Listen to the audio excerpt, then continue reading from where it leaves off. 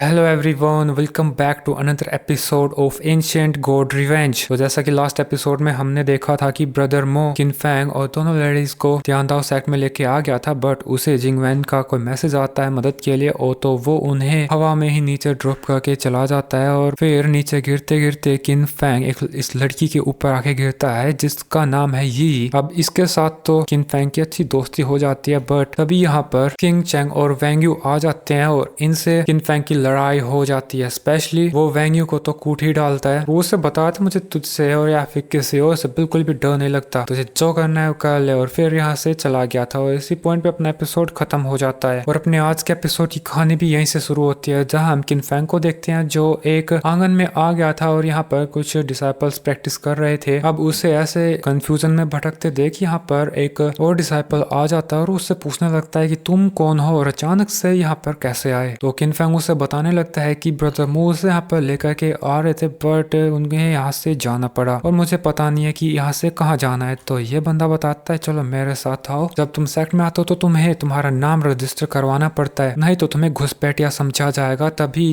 किनफैंग उससे पूछने लगता है मेरे साथ यहाँ पर दो लड़कियां और आई थी, वे कहाँ पे है, मैं उन्हें कैसे ढूंढूंगा। तो वो बताता है कि उनका तो मुझे नहीं पता, अपना देख लेना, लेकिन तुम ये जान लो कि तियानदाओ सेक्ट 3 हिस्सों में डिवाइडेड है, अपर सेक्ट, मिडल और लोअर। कोई भी नया डिसाइपल आता है वो लोअर यानी कि आउटर सेक्ट का हिस्सा होता है और फिर धीरे धीरे करके वो इनर और कोर डिसाइपल बनता है और उसी हिसाब से उसके रिसोर्सेज और बेनिफिट्स बढ़ते जाते हैं। वो फिर उससे सेक्ट के आउटर एरिया यानी कि लोअर लेवल पे ले आता है और उसे बताता है कि ये लड़का नया आया है और इसे यहाँ पे एडमिशन दे दो। तो वो लड़का कह रहा था जिसके पास वो लेके आया था, आप चिंता मत करना ब्रदर, मैं इसको देख लूंगा, इससे कोई परेशानी नहीं होगी, और उसको बाय बाय बोल के ऐसे भेज देता है। इसके बाद किनफैंग से उसका नाम पूछता है तो किनफैंग बता देता है, लेकिन उसका कल्टीवेशन देख के उसे लगता है कि ये तो फिजिकल कल्टीवेटर है तो इसकी स्ट्रेंथ इतनी ज्यादा नहीं होगी, और उसके साथ एरोगेंटली बात करने लगता है और उसे बताने लगता है आगे से तुझे मेरी बात माननी होगी, नहीं तो मैं तेरी खाल उतार दूंगा और तुम्हें जो भी काम दिया था उसे हर हाल में पूरा करना होगा। वैसे भी ब्रदर लो ने मुझे बताया कि तुम मिडल होल में घुस गए थे, इसकी सजा तुम्हें मिलेगी, जाओ वहां पे जाके 2 दिनों तक घुटनों पे बैठ जाओ, जब तक मैं ना कहूँ उठना मत, नहीं तो मैं तुम्हें यहाँ से निकाल दूंगा। वो ऐसे मुड़ के जा रहा था और पीछे से किनफैंग बोलता है ओए क्या कहा तूने, मैंने सुना नहीं, एक बार बैठ के दिखाना कैसे बैठना है। वो उससे जुबान लड़ाने की कोशिश करता है तो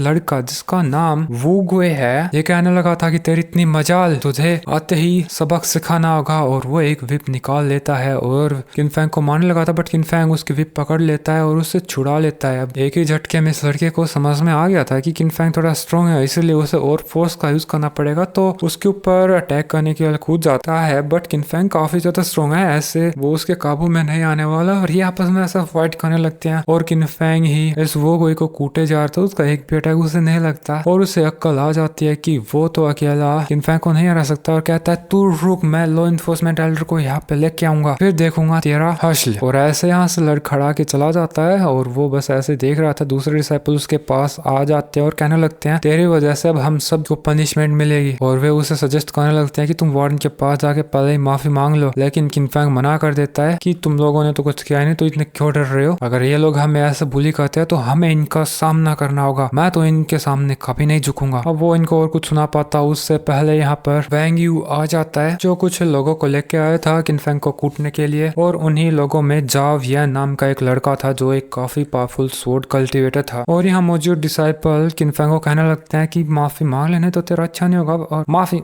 माफी मांगने से कुछ नहीं होगा अब। और वैंग्यू के ऑर्डर पर जो लड़का था जाव यून वो उसकी पावर दिखाने लगता है, किनफैंग को अटैक करने के लिए बिल्कुल तैयार हो जाता है, तो किनफैंग भी उसके साथ फाइट करने के लिए तैयार हो जाता है और उसका जो गोल्डन कोर रिलम की पावर शो करता है। अब थोड़ी सी सिचुएशन यहाँ पे रिवर्स हो जाती है, लेकिन जाविन बोलता है आज तक मैंने किसी भी गोल्डन कोर रिलम के कल्टीवेटर के साथ फाइट नहीं की, वो भी फिजिकल कल्टीवेटर के साथ, आज तो मैं तुझे तोड़ूंगा अभी और अपना गुलाम भी बनाऊंगा, सर्वेंट, देखता हूँ कौन तुझे बचाएगा। अब वो अटैक करने के लिए कूद ही जाता है, बट पीछे से हम लोग देखते हैं सिस्टर लिंगर यहाँ पहुंच गई थी और वो इस जाविन के साथ फाइट करने लगी थी, लेकिन एक ही अटैक में उसे पीछे होना पड़ता है और वो काफी ज्यादा इंजर हो जाती है, मुंह से खून उसके निकलने लगा था। किनफैंग उसके पास आके बोलता है कि जाओ, हमारी तो आपस में दुश्मनी भी नहीं थी, लेकिन तुम इस हद तक जाने के लिए तैयार हो, अब तेरे साथ जो होगा उसके लिए मुझे ब्लेम बिल्कुल मत करना। और वो कह रहा था कि देखते हैं चल आजा, और ये फिर आपस में फाइट करने लगे थे, लेकिन ये जाविन काफी ज्यादा पावरफुल है और ये ये आगे फाइट कर पाते हो उससे पहले यहाँ पर एक आवाज गूंजने लगती है जिसके हिसाब से सभी कल्टिवेटर्स को सेंट्रल हॉल में बुलाया जा रहा था। तो ये अपनी फाइट स्टॉप करके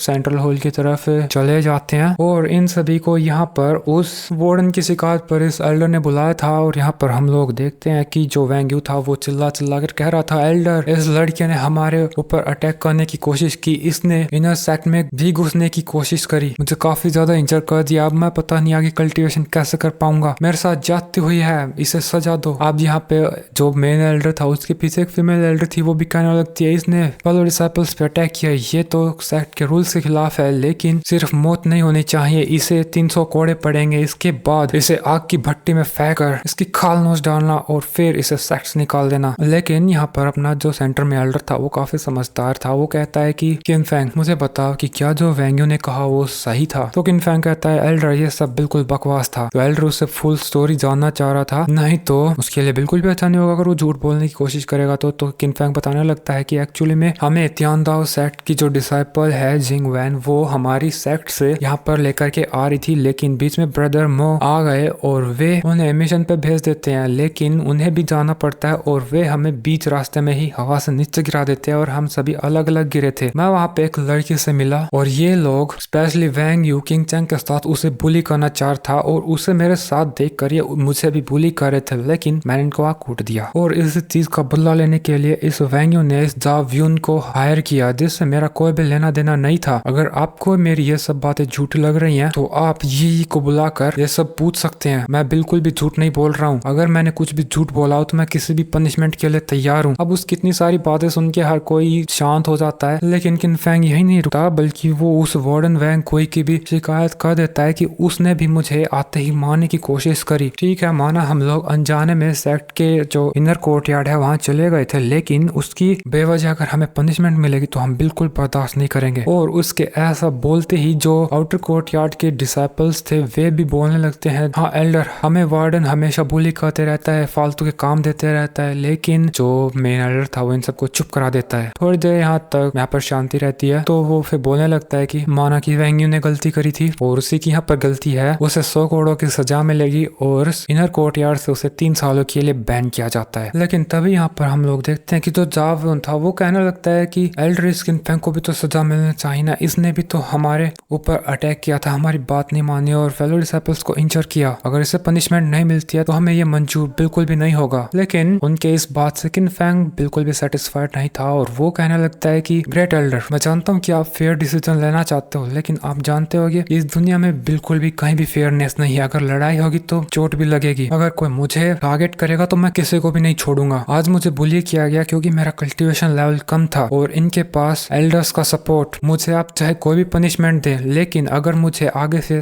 फिर से टारगेट किया गया तो मैं फिर से किसी को नहीं बख्शूंगा। ये बात आप इनको भी अच्छे से समझा देना। और उसकी इसी दोस्तों इसी ग्रेट स्पीच के साथ ये एपिसोड इधर ही खत्म हो जाता है। Bye bye.